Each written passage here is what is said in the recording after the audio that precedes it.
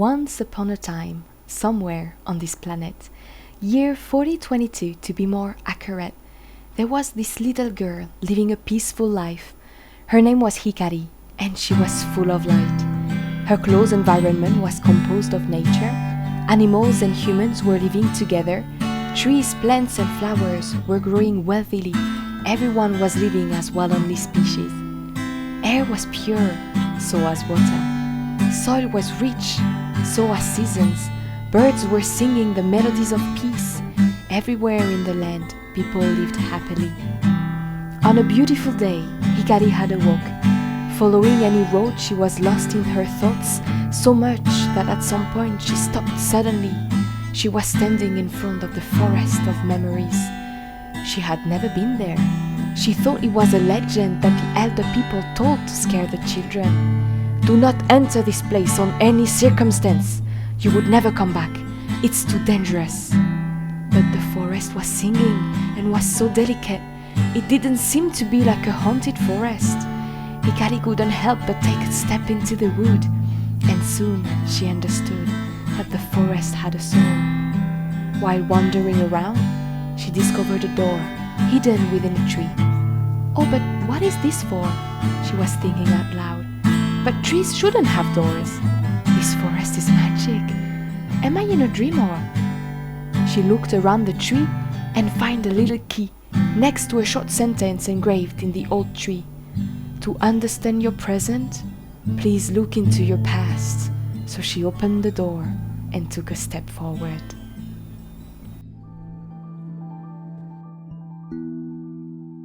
It was so dark because of the smoke and dust being sucked up in the mushroom cloud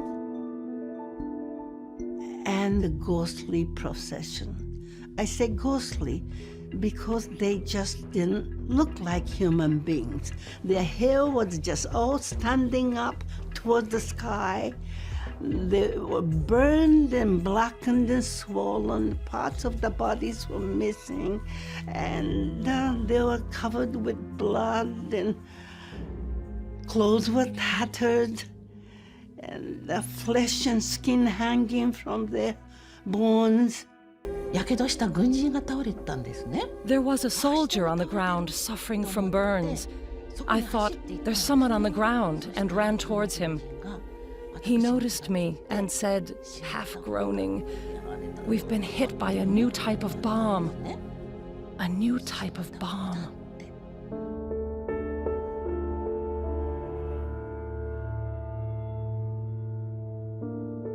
There was a man, I think he was a man, unrecognizably burned, scarred, and marred. You can't tell it, but I knew that was a man. He said to soldiers who's clutching me in his arm, he said, "Water, water, please, water." And the soldier just...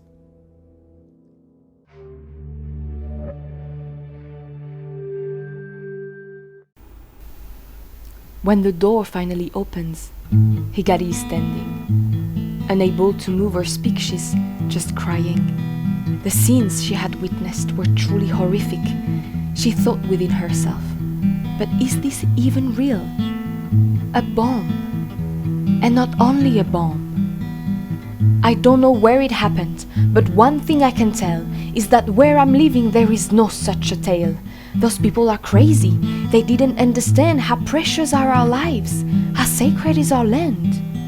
As she was calming down, she continued to walk, trying to understand what she lived and her thoughts. But at some point she stopped, because out of the blue, another door was here. What was she gonna do?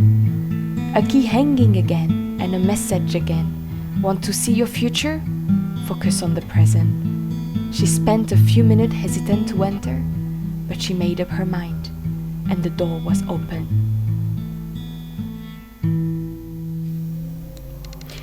(1942) Establishment of the Manhattan Project. 1945, US conducts the first ever nuclear test. 1945, August 6, US drops atomic bomb on Hiroshima.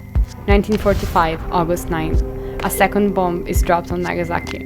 1946, UN calls for the elimination of atomic weapons. 1949, Soviet Union tests its first nuclear bomb. 1952, UK tests nuclear weapon in Australia. 1952, US tests the first hydrogen bomb. 1954, US conducts massive Bravo test. 1955, Russell-Einstein Manifesto is issued.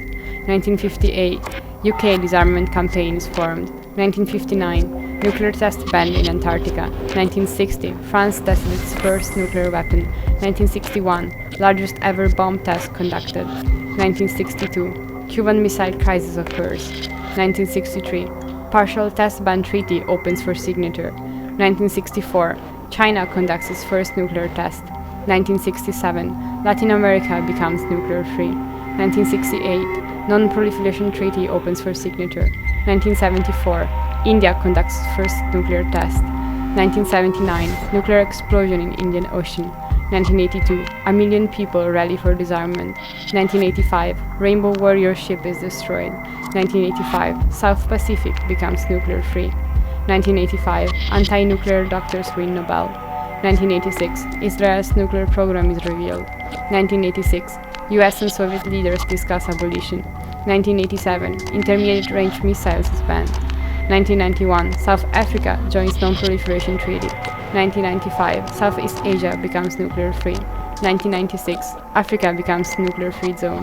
1996, Ukraine becomes a nuclear-free state. 1996, ICJ rules on nuclear weapons. 1996, total nuclear test ban opens for signature. 1996, Belarus removes its last nuclear missile. 1998, India and Pakistan conduct nuclear tests. 2006, North Korea conducts nuclear tests. 2014, Russia threatens nuclear strikes in Crimea. 2020, Iran launched a ballistic missile strike against US forces stationed in Iraq. 2021, TPNW enters into force. 2022, Russia signs deal to deploy tactical nuclear weapons in Belarus. Here is Hikari, on the doorstep again. This time no tears, but she seemed uncertain. What a hopeless world those people were left in. Even with what happened, they wouldn't stop fighting. From sadness to anger, from fear to frustration, Hikari had no clue how this situation worsened over the years and knew no peaceful end. Those people sure must be from another planet. It was time to go back. Hikari had enough. But as she was heading to the exit, or she thought, she saw another door within another tree. Not again! I can't stand this inhumanity. But the message said, don't leave yet, there is hope. So Hikari stopped there, thinking if she should go, I'm angry anyway and I feel powerless. Maybe this door at least will give me some rest.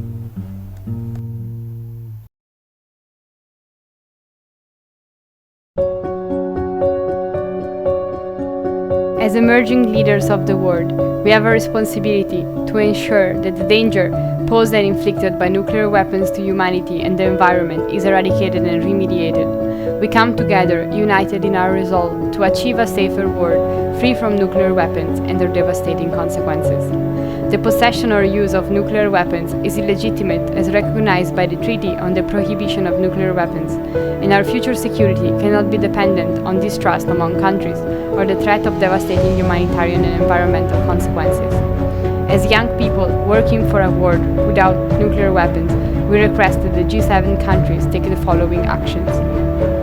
Support and listen to global hibakusha. Take concrete steps towards the pursuit of the TPNW. Promote the immediate assessment and research in regions and communities affected by nuclear weapons. Fulfill the legal obligation of nuclear disarmament. Recognize the legitimacy of and opportunities for processes of irreversibility and verification provided by the TPNW. Provide victim assistance and environmental remediation efforts to address the past and ongoing harm of nuclear weapons. Ensure the involvement and genuine representation of marginalized communities based upon race, gender, economic status, and geographical borders. Restrict spending on weapons of mass destruction.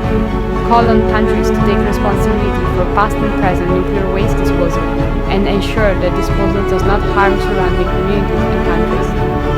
Recognize the value of peace and disarmament education. Engage in constructive dialogues to shift the security paradigm.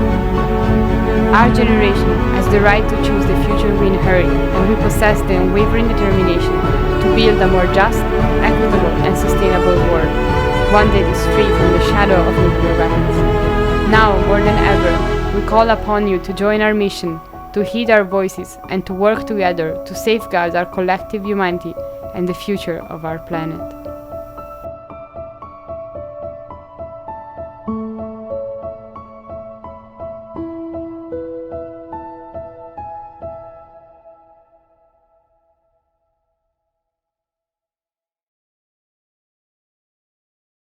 When the door reopened, Hikari was smiling. It seems that this old tree provided some healing. At least something was done. People took some action. But what I wonder though is how was the conclusion? But she saw no more door where she was heading back. She really wondered how the future was like, for the people who cried, for the people who fought, who despite the despair turned on the light of hope. And Hikari had reached the final exit, but a final surprise would make her need to sit, a plaque in front of her, and then she understood. Here stands Hiroshima, was engraved in the wood. So they were my people. So this is my story. What I witnessed here were all testimonies. We should never forget what happened back in time. Taking peace for granted is the greatest of crimes. Now you might all wonder who put an end to this. Well, it's us, actually, 'cause we stood up for peace. Together as one, we put an end to war. In our own unique ways, we turn dark into light.